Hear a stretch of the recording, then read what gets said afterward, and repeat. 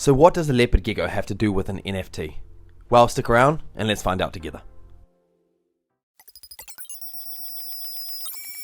So I thought it was a cool idea to turn my leopard gecko into an NFT. Now an NFT is a non-fungible token. If you're in the cryptocurrency space or the blockchain space, you'll know exactly what I'm talking about. This was the outcome Grimes. Grimes is a gangster. I'm Max. I've been obsessed with ectotherms since I was a kid. So let's see how I did this.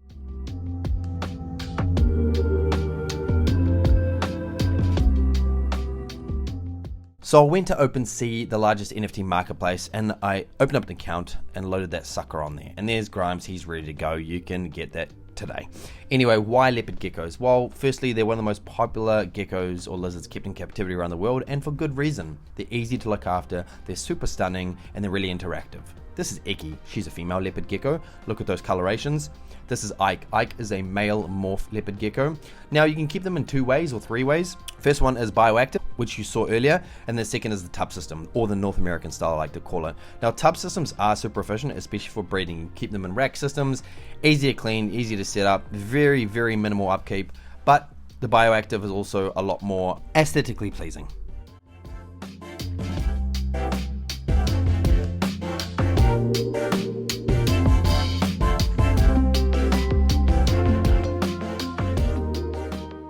So if I was going to go down to the North American or the tub system style, what are the basics that I need to keep it really, really simple? Well, they need a moist hide, which is where they shed their skin, so sphagnum moss and just misting it. They'll need a normal hide. Now, ideally one will be under a heat pad, the other one in a cool land, or vice versa. They'll need some minerals, so I give my leopard geckos Earth Pro, which is a Arcadia product, and I also give them calcium D3 powder. Because I'm not providing them any UVB lighting for the rack system geckos, they need the additional calcium and supplementation in other forms. Each gecko gets 2 water dishes. Now ideally you keep 1 gecko per tub because they are territorial, they can fight, but if you can or decide to keep them in groups, it's generally 1 male to 3 females, so that there's less harassment and less fighting. Now they're insectivores, meaning that they eat insects. So they love mealworms, crickets, locusts, black soldier fly larvae, anything else in the pet trade.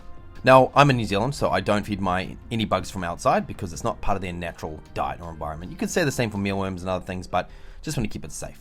This is what the rack system looks like.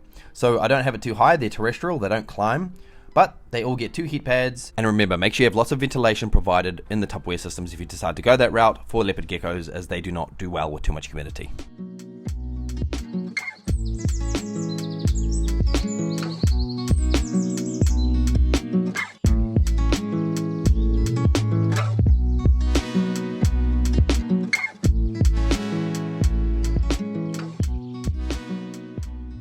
What I like about the tub systems is that once a week, they're super easy to clean.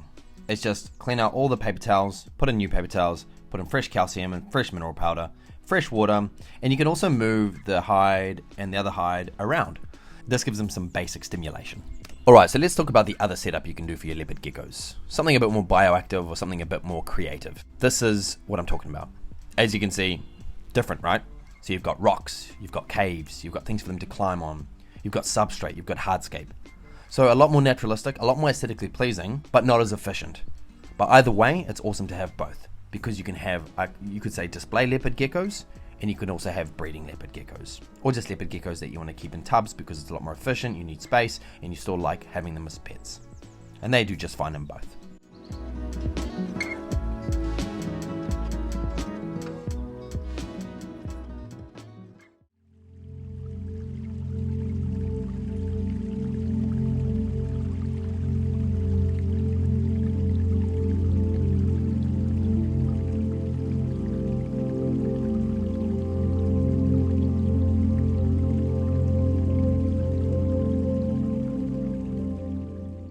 Now leopard geckos are nocturnal by trade, but often you'll see them venturing around during the day.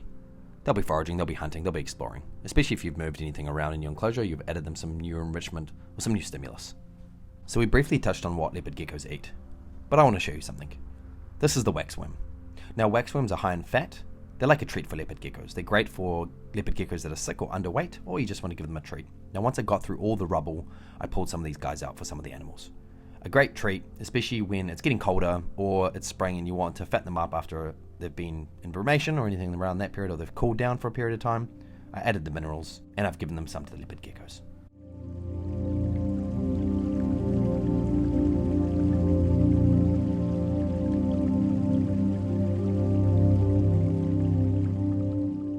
Now this enclosure is probably a bit more best practice if I was to say. It's got an LED bar, a UVB bar, and a deep heat emitter, as well as a temperature control system. This gives you an optimum temperature as well as an optimum environment for your leopard geckos.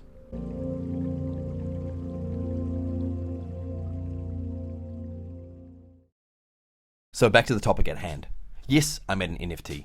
Yes, it was about my leopard gecko. Yes, I called it Grimes. Now there's 2 links below. It's Grimes and his homeboys. So if you are dabbling in NFTs and you want to collect them, by all means, check out the links below.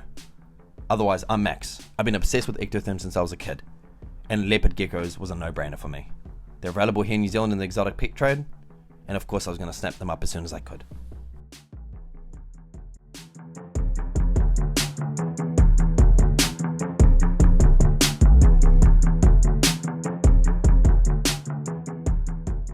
I've got some fantastic beasts and some super dope animals.